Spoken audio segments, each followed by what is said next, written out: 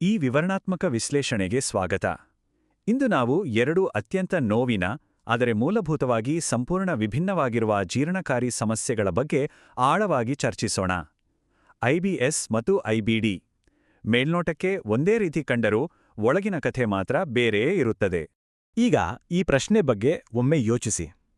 ಯಾರಿಗಾದರೂ ಹೊಟ್ಟೆಯಲ್ಲಿ ತೀವ್ರವಾದ, ಅಸಹನೀಯವಾದ ನೋವು ಬರುತ್ತಿರುತ್ತದೆ.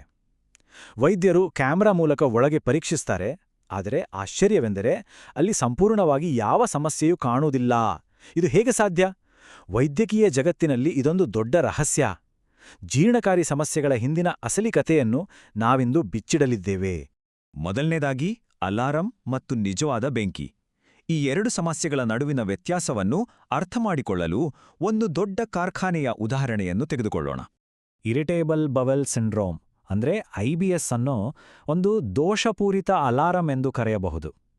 ಊಹಿಸ್ಕೊಳ್ಳಿ, ಕಾರ್ಖಾನೆಯು ಸಂಪೂರ್ಣವಾಗಿ ಭದ್ರವಾಗಿದೆ, ಸುರಕ್ಷಿತವಾಗಿದೆ. ಆದರೆ ಬೆಂಕಿಯ ಅಲಾರಂ ಮಾತ್ರ ಕಾರಣವಿಲ್ಲದೆ ಜೋರಾಗಿ ಮೊಳಗುತ್ತಿದೆ. ಒಳಗಿರುವ ಕೆಲಸಗಾರರು ಸುಮ್ಮನೆ ಗಾಬರಿಯಾಗ್ತಿದ್ದಾರೆ. ಮತ್ತೊಂದೆಡೆ ಇನ್ಫ್ಲಮೇಟರಿ ಬವೆಲ್ ಡಿಸೀಸ್ ಅಂದರೆ ಐಬಿಡಿ ಎಂಬುದು ಅದೇ ಕಾರ್ಖಾನೆಯಲ್ಲಿ ಹೊತ್ತಿಕೊಂಡ ನಿಜವಾದ ಬೆಂಕಿ. ಇಲ್ಲಿ ಗೋಡೆಗಳು ಕುಸಿಯುತ್ತಿವೆ, ಕಟ್ಟಡಕ್ಕೆ ತೀವ್ರವಾದ ಭೌತಿಕ ಹಾನಿಯಾಗುತ್ತಿದೆ. ವ್ಯತ್ಯಾಸ ಬಹಳ ಸ್ಪಷ್ಟವಾಗಿಲ್ಲ ಅಲ್ವೇ? ಎರಡನೇ ಭಾಗ ಜೀರ್ಣಕಾರಿ ಗೊಂದಲದ ರೋಗನಿರ್ಣಯ. ಕ್ಲಿನಿಕ್ನಲ್ಲಿ ವೈದ್ಯರು ಈ ಎರಡೂ ಪರಿಸ್ಥಿತಿಗಳನ್ನು ಹೇಗೆ ಬೇರ್ಪಡಿಸ್ತಾರೆ ಅನ್ನೋದು ಬಹಳ ಮುಖ್ಯ. ಈ ಎರಡೂ ಸಮಸ್ಯೆಗಳ ನಡುವಿನ ಭೌತಿಕ ಲಕ್ಷಣಗಳನ್ನ ಬಹಳ ಸರಳವಾಗಿ ಅರ್ಥಮಾಡ್ಕೊಳ್ಳೋಣ. ದೋಷಪೂರಿತ ಅಲಾರಂ ಅಂದರೆ ಐಬಿಎಸ್ನಲ್ಲಿ ಕರುಳಿನ ಒಳಗೆ ಯಾವುದೇ ಭೌತಿಕ ಗಾಯಗಳಿರುವುದಿಲ್ಲ. ಹಾಗಾಗಿ ಎಂಡೋಸ್ಕೋಪಿ ಸ್ಕ್ಯಾನ್ ಮಾಡಿದಾಗ ವೈದ್ಯರಿಗೆ ಒಳಗೆಲ್ಲ ಸಂಪೂರ್ಣ ಸಹಜವಾಗಿ ಕಾಣುತ್ತದೆ. ಅಲ್ಲಿ ರಕ್ತಸ್ರಾವವಾಗಲಿ, ವಿಪರೀತ ತೂಕ ಇಳಿಕೆಯಾಗಲಿ ಇರುವುದಿಲ್ಲ. ಆದರೆ ಐಬಿಡಿ ಅಂದರೆ ನಿಜವಾದ ಬೆಂಕಿ. ಇಲ್ಲಿ ಕರುಳಿನ ಒಳಪದರಕ್ಕೆ ನಿಜಕ್ಕೂ ಹಾನಿಯಾಗಿರುತ್ತದೆ. ಈ ಉರಿಯೂತ ಮತ್ತು ಗಾಯಗಳನ್ನ ವೈದ್ಯರು ಸ್ಕ್ಯಾನ್ನಲ್ಲಿ ಸ್ಪಷ್ಟವಾಗಿ ನೋಡಬಹುದು. ರಕ್ತಸ್ರಾವ ಮತ್ತು ದಿಢೀರ್ ತೂಕ ಇಳಿಕೆ ಇದರ ಪ್ರಮುಖ ಭೌತಿಕ ಲಕ್ಷಣಗಳು. ಎರಡೂ ವಿಪರೀತ ನೋವು ಕೊಟ್ಟರೂ ಸ್ಕ್ಯಾನ್ ವರದಿಗಳು ಸಂಪೂರ್ಣ ವಿರುದ್ಧವಾಗಿರುತ್ತವೆ. ಮೂರನೇ ಭಾಗ ಸಂವಹನ ಮಾರ್ಗದಲ್ಲಿನ ಅಡಚಣೆ. ಭೌತಿಕ ಹಾನಿ ಇಲ್ಲದಿದ್ದರೂ ಐಬಿಎಸ್ನಲ್ಲಿ ಈ ಸುಳ್ಳು ಅಲಾರಂ ಏಕೆ ಮೊಳಗುತ್ತದೆ ಎಂಬುದನ್ನು ಈಗ ನೋಡೋಣ. ನಮ್ಮ ಮೆದುಳು ಮತ್ತು ಜೀರ್ಣಾಂಗ ವ್ಯವಸ್ಥೆಯ ನಡುವೆ ನಿರಂತರವಾದ ದ್ವಿಮುಖ ಸಂವಹನ ಮಾರ್ಗವಿರುತ್ತದೆ. ಇದನ್ನೇ ಗಟ್ ಬ್ರೈನ್ ಆಕ್ಸಿಸ್ ಎನ್ನುತ್ತಾರೆ. ಆರೋಗ್ಯವಂತ ವ್ಯಕ್ತಿಯಲ್ಲಿ ಇದು ಸ್ಪಷ್ಟವಾಗಿರುತ್ತದೆ. ಆದರೆ ಐಬಿಎಸ್ ಇದ್ದಾಗ ಈ ಸಂಪರ್ಕದಲ್ಲಿ ಭಾರಿ ಗದ್ದಲ ಶುರುವಾಗುತ್ತದೆ. ಫೋನ್ ನೆಟ್ವರ್ಕ್ ಸರಿಯಿಲ್ಲದಿದ್ದಾಗ ಮಾತುಗಳು ಹೇಗೆ ಕರ್ಕಶವಾಗಿ ಕೇಳುತ್ತವೆಯೋ ಹಾಗೆಯೇ ಕರುಳಿನ ಸಾಮಾನ್ಯ ಜೀರ್ಣಕ್ರಿಯೆಯ ಪ್ರಕ್ರಿಯೆಗಳೇ ಮೆದುಳಿಗೆ ವಿಪರೀತ ನೋವಿನಂತೆ ಭಾಸವಾಗ್ತವೆ. ಆ ಸಂವಹನ ಅಡಚಣೆಗೆ 5 ಪ್ರಮುಖ ಅಂಶಗಳು ಕಾರಣವಾಗುತ್ತವೆ. ಮೊದಲನೆಯದು ದೀರ್ಘಕಾಲದ ಒತ್ತಡ ಮತ್ತು ಆತಂಕದಿಂದಾಗಿ ಕಾರ್ಟಿಸಾಲ್ ಹಾರ್ಮೋನ್ ಹೆಚ್ಚಾಗುವುದು. ಎರಡನೇದು ಸೆರಟೋನಿನ್ನಂತಹ ರಾಸಾಯನಿಕಗಳ ಅಸಮತೋಲನ. ಮೂರನೇದು ಬಾಲ್ಯದ ಯಾವುದಾದರೂ ಆಘಾತಕಾರಿ ಘಟನೆಗಳು. ನಾಲ್ಕನೆಯದು ಕರುಳಿನ ಉತ್ತಮ ಬ್ಯಾಕ್ಟೀರಿಯಾಗಳ ಕೊರತೆ ಮತ್ತು ಕೊನೆಯದಾಗಿ ಜೀರ್ಣಿಸಿಕೊಳ್ಳಲು ಕಷ್ಟವಾದ ಕೆಲವು ಫಾಡ್ ಮ್ಯಾಪ್ ಆಹಾರಗಳು. ಇವೆಲ್ಲವೂ ಕರುಳು ಮತ್ತು ಮೆದುಳಿನ ನಡುವಿನ ಸಂಪರ್ಕವನ್ನು ಸಂಪೂರ್ಣವಾಗಿ ಅಸ್ತವ್ಯಸ್ತಗೊಳಿಸುತ್ತವೆ. ಹಾಗಾದ್ರೆ ಈ ಕಿರಿಕಿರಿ ಮಾಡುವ ಅಲಾರಮನ್ನು ನಿಶ್ಶಬ್ದಗೊಳಿಸುವುದು ಹೇಗೆ? ಕೇವಲ ನೋವು ನಿವಾರಕ ಔಷಧಿ ನುಂಗಿದರೆ ಸಾಲದು. ಮೂಲ ಸಂವಹನವನ್ನು ಸರಿಪಡಿಸಬೇಕು. ಲೋ ಫಾಡ್ಮ್ಯಾಪ್ ಆಹಾರ ಪದ್ಧತಿಯನ್ನು ಅನುಸರಿಸುವುದು, ಮಿದುಳಿನ ಪ್ರತಿಕ್ರಿಯೆಯನ್ನು ಬದಲಾಯಿಸಲು ಕಾಗ್ನಿಟಿವ್ ಬಿಹೇವಿಯರಲ್ ಥೆರಪಿ ಅಥವಾ ಸಿಬಿಟಿಎಂ ಮೊರೆ ಹೋಗುವುದು ಮತ್ತು ಸರಿಯಾದ ಪ್ರೋಬಯೋಟಿಕ್ಗಳನ್ನು ಬಳಸುವುದು. ಇವುಗಳು ಈ ನಿಟ್ಟಿನಲ್ಲಿ ನಿಜಕ್ಕೂ ಅದ್ಭುತವಾಗಿ ಕೆಲಸ ಮಾಡುತ್ತವೆ. ನಾಲ್ಕನೇ ಭಾಗ ರಕ್ಷಣಾ ಗೋಡೆಯ ಭೇದಿಸುವಿಕೆ. ಈಗ ಐಬಿಡಿ ಎಂಬ ಹೆಚ್ಚು ವಿನಾಶಕಾರಿ ಪ್ರಕ್ರಿಯೆ ಕಡೆಗೆ ಸಾಗೋಣ. ಕರುಳಿನ ಒಳಪದರವನ್ನು ನಗರದ ಒಂದು ಭದ್ರವಾದ ಕೋಟೆಗೆ ಹೋಲಿಸಬಹುದು. ಈ ಕೋಟೆ ಹೇಗೆ ಕುಸಿಯುತ್ತದೆ ಅನ್ನೋದನ್ನು ಹಂತ ಹಂತವಾಗಿ ನೋಡೋಣ. ಮೊದಲು ಕರುಳನ್ನು ರಕ್ಷಿಸುವ ಶಾಂತಿಪಾಲಕ ಬ್ಯಾಕ್ಟೀರಿಯಾಗಳು ನಾಶವಾಗುತ್ತವೆ. ಇದರಿಂದ ಗೋಡೆ ದುರ್ಬಲಗೊಳ್ಳುತ್ತದೆ. ನಂತರ ಶತ್ರು ಬ್ಯಾಕ್ಟೀರಿಯಾಗಳ ವಿಷಕಾರಿ ಅಂಶಗಳು ಈ ಗೋಡೆಯನ್ನು ಭೇದಿಸುತ್ತವೆ. ಇದನ್ನೇ ಲೀಕಿ ಗಟ್ ಎನ್ನುತ್ತಾರೆ.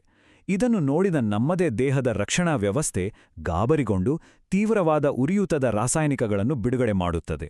ಕೊನೆಯದಾಗಿ ಈ ಆಂತರಿಕ ಬೆಂಕಿಯಿಂದ ಕರುಳಿನ ಅಂಗಾಂಶಗಳು ಊದಿಕೊಳ್ಳುತ್ತವೆ ಮತ್ತು ಹುಣ್ಣಾಗುತ್ತವೆ. ಇದುವೇ ಐಬಿಡಿ ಮಾಡುವ ಅಸಲಿ ವಿನಾಶ. 5ನೇ ಭಾಗ ಎರಡು ಕರುಳುಗಳ ಕಥೆ. ಭೌಗೋಳಿಕ ಮತ್ತು ಸಾಂಸ್ಕೃತಿಕ ಹಿನ್ನೆಲೆಗೆ ತಕ್ಕಂತೆ ಈ ಜೈವಿಕ ಬೆಂಕಿ ಹೇಗೆ ಬೇರೆ ಬೇರೆ ರೀತಿಯಲ್ಲಿ ಉರಿತದೆ ಅನ್ನೋದನ್ನ ಸಂಶೋಧನೆಗಳು ತೋರಿಸಿವೆ. ಭಾರತೀಯ ಮತ್ತು ಪಾಶ್ಚಿಮಾತ್ಯರ ಕರುಳಿನ ಸೂಕ್ಷ್ಮಾಣುಜೀವಿಗಳ ನಡುವೆ ಭಾರೀ ವ್ಯತ್ಯಾಸವಿದೆ. ಭಾರತೀಯರ ಹೆಚ್ಚಿನ ನಾರಿನಂಶವಿರುವ ಆಹಾರ ಪದ್ಧತಿಯಿಂದ ಕರುಳಿನಲ್ಲಿ ಪ್ರೀವೋಟೆಲ್ಲಾ ಬ್ಯಾಕ್ಟೀರಿಯಾಗಳು ಹೆಚ್ಚಾಗಿರುತ್ತವೆ.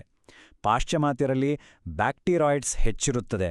ಐಬಿಡಿ ಬಂದಾಗ 2 ಗುಂಪುಗಳಲ್ಲಿ ರಕ್ಷಣಾತ್ಮಕ ಬ್ಯಾಕ್ಟೀರಿಯಾಗಳು ನಾಶವಾಗುತ್ತವೆ ನಿಜ, ಆದರೆ ಭಾರತೀಯರಲ್ಲಿ ನಾಶವಾಗುವ ಮೂಲಭೂತ ಬ್ಯಾಕ್ಟೀರಿಯಾಗಳೇ ಸಂಪೂರ್ಣ ಬೇರೆಯಾಗಿರುತ್ತವೆ.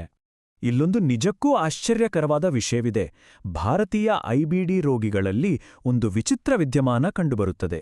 ಸ್ಕಾರ್ಡೋವಿಯಾ ಮತ್ತು ಒರಿಬ್ಯಾಕ್ಟೀರಿಯಂನಂತಹ ಬ್ಯಾಕ್ಟೀರಿಯಾಗಳು ಸಾಮಾನ್ಯವಾಗಿ ಬಾಯಲ್ಲಿ ಮಾತ್ರ ಇರಬೇಕಾದವು ಅಲ್ವೇ?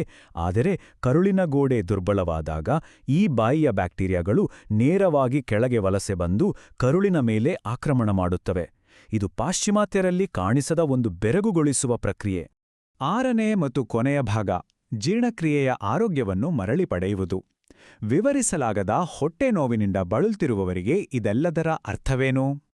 ಇಲ್ಲಿನ ಅತಿ ಮುಖ್ಯ ಸಂದೇಶವೆಂದರೆ, ರೋಗಿಯಲ್ಲಿರುವುದು ಕೇವಲ ಸೂಕ್ಷ್ಮ ನರಮಂಡಲದ ದೋಷಪೂರಿತ ಅಲಾರಾಮ್ ಆಗಿದೆಯೋ ಅಥವಾ ಪ್ರತಿರಕ್ಷಣಾ ವ್ಯವಸ್ಥೆಯ ನಿಜವಾದ ಬೆಂಕಿಯೋ ಎಂಬುದನ್ನು ವೈದ್ಯರು ಮೊದಲು ಸರಿಯಾಗಿ ಪತ್ತೆಹಚ್ಚಬೇಕು.